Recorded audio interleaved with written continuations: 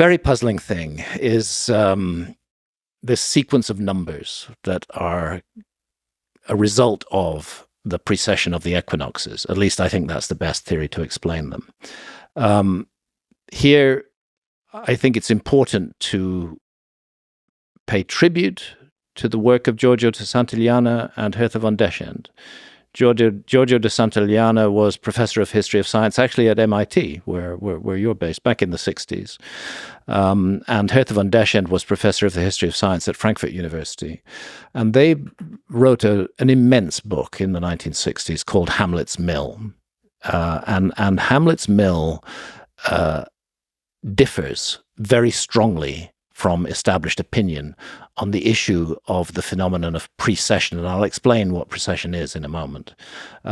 Generally, it's held that it was the Greeks who discovered the precession, and the dating on that is put back not very far, maybe 2,300 years ago or so.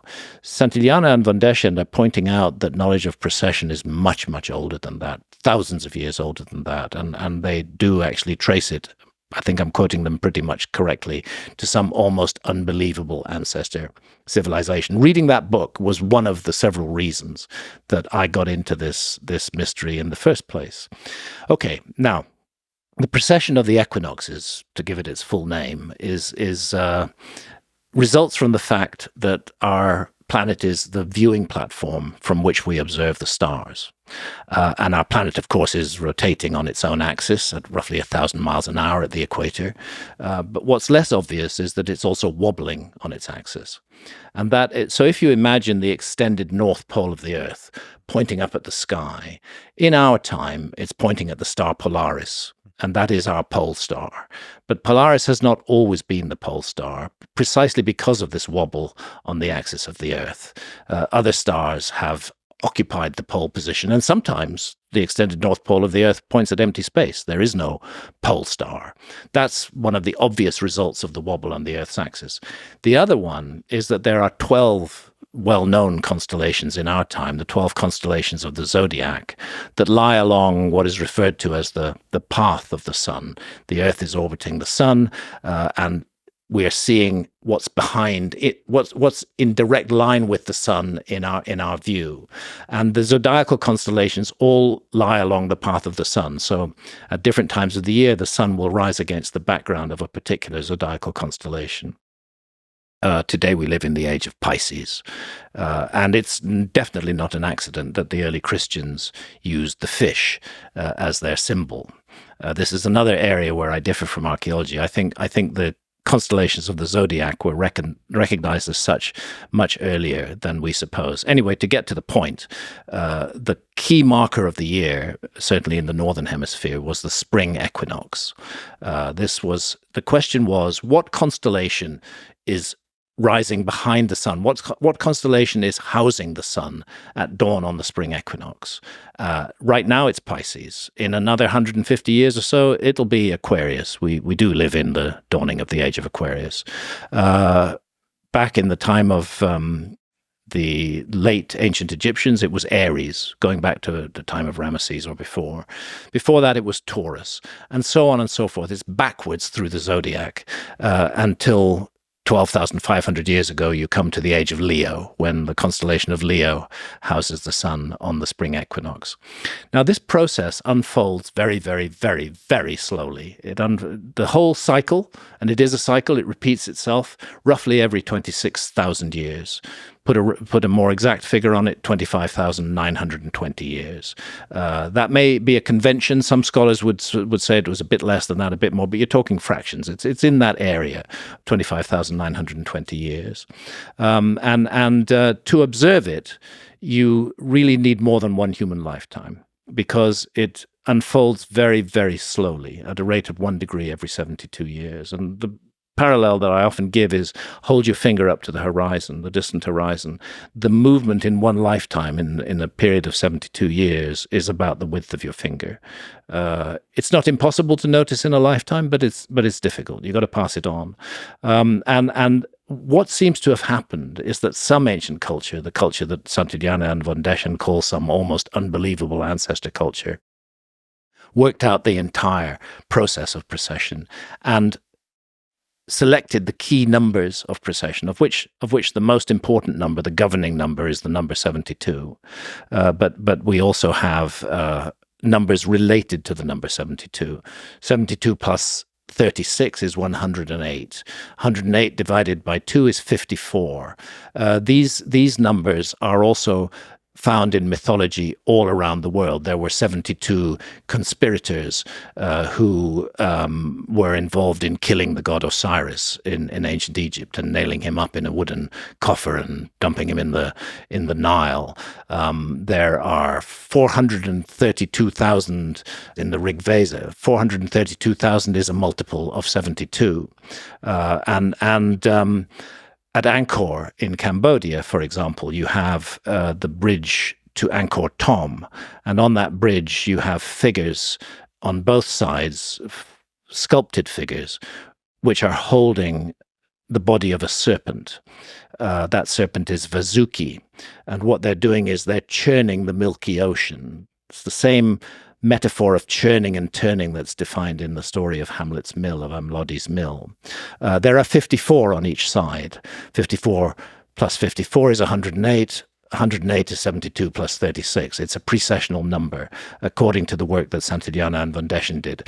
And the fascination with this number system and its discovery all around the world is one of the puzzles that intrigue me and suggest to me that we are looking at ancestral knowledge that was passed down, and probably was passed down from a specific single common source at one time, but then was spread out very, very widely around the world. So one of the defining ways that you approach the study of human history that I think contrasts with mainstream archaeology is you take this sort of astronomical symbolism and the relationship between humans and the stars very seriously. I do, as I believe the ancients did. I think it's important to sort of consider what humans would have thought about back then. Now we have a lot of distractions. We have social media. We can watch videos on YouTube and whatever. Mm-hmm. But back then, especially before sort of electricity, the stars is like the sexiest thing to talk about. There's no light pollution. So there's and you're the majesty of the heavens. Every single night you're spending looking up at the stars, and you can imagine there's a lot of sort of status value to be the guy who's very good at studying the stars, and sort of the scientists of the day. And I'm sure there's going to be these geniuses that emerge that are able to do two things. One, tell stories about the gods or whatever based on the stars, and then also, as we'll probably talk about, use the stars practically for navigation, for example. Oh yeah, definitely. And so like it makes sense that the stars had a primal importance for the ideas of the times, for the status, for religious explorations. It was an ever-present reality. Yes. And it was bright, and it was brilliant, and it was full of lights. It's inconceivable that the ancients would not have paid attention to it. It was an overwhelming presence, and that's one of the reasons why I'm really confident that the constellations that we now recognize as the constellations of the zodiac were recognized much earlier, because it's hard to miss when you pay attention to the sky that the sun, over the course of the solar year, is month by month rising against the background of different constellations. And then there's a much longer process, the process of precession, which takes that journey backwards, and where we have a period of 2,160 years for each sign of the zodiac. I think it would have been hard for the ancients to have missed that. They might not have identified the constellations in exactly the same way we do today. That may well be a Babylonian or Greek convention, but that the constellations were there, I think was very clear, and that they were special constellations, unlike other ones higher up in the sky, which were not on the path of the sun, that people paid attention to. Well, but detecting the precession of the equinox is hard, because especially they don't have any writing systems. They don't have any mathematical system, so everything is told through words. Yeah, they have. Let's not underestimate oral traditions. The oral traditions, that's something we've lost in our culture today. One of the things that happens with the written word is that you gradually lose your memory. Actually, there's a nice story from ancient Egypt about the god Thoth, the god of wisdom, who is very proud of himself because he has invented writing. Look at this gift, he says to a mythical pharaoh of that time. Look at the gift that I am giving humanity, writing. This is a wonderful thing. It'll enable you to preserve so much that you would otherwise lose. And the pharaoh in this story replies to him, no, you have not given us a wonderful gift. You have destroyed the art of memory. We will forget everything. Words will roam free around the world, not accompanied by any wise advice to set them into context. And actually, that's a very interesting point. And we do know that cultures that still do have oral traditions are able to preserve information for very long periods of time. One thing I think is clear in any time, in any period of history, is human beings love stories. We love great stories. And one way to preserve information is to encode it, embed it in a great story. And so carefully done that actually it doesn't matter whether the storyteller knows that they're passing on that information or not.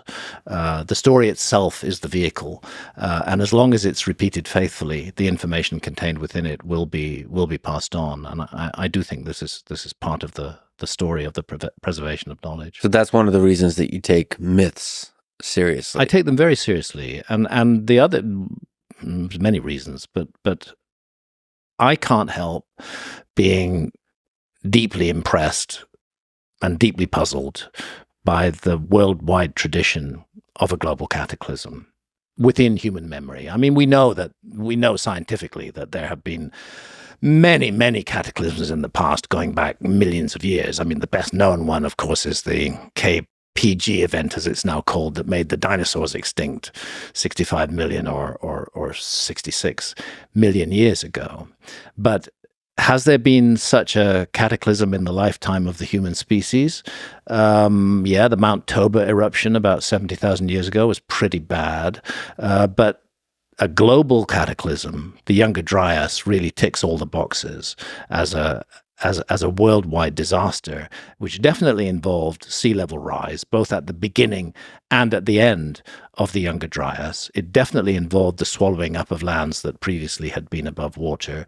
And I think it's an excellent candidate for this worldwide tradition of a global cataclysm, of which one of, but not the only, distinguishing characteristics was a flood, an enormous flood, and the submergence of lands that had previously been above water, underwater. The fact that this story is found all around the world suggests to me that the archaeological explanation is, look, people suffer local floods all the time. I mean, as we're talking, there's flooding in Florida, but I don't think anybody in Florida is going to make the mistake of believing that that's a global flood. They know it's local, but that's the argument largely of archaeology dealing with the flood myths, or that some local population experienced a nasty local flooding event, and they decided to say that it affected the whole world. I'm not persuaded by that, particularly since we know there was a nasty epoch, the Younger Dryas, when flooding did occur and when the Earth was subjected to events cataclysmic enough to extinguish entirely the megafauna of the Ice Age.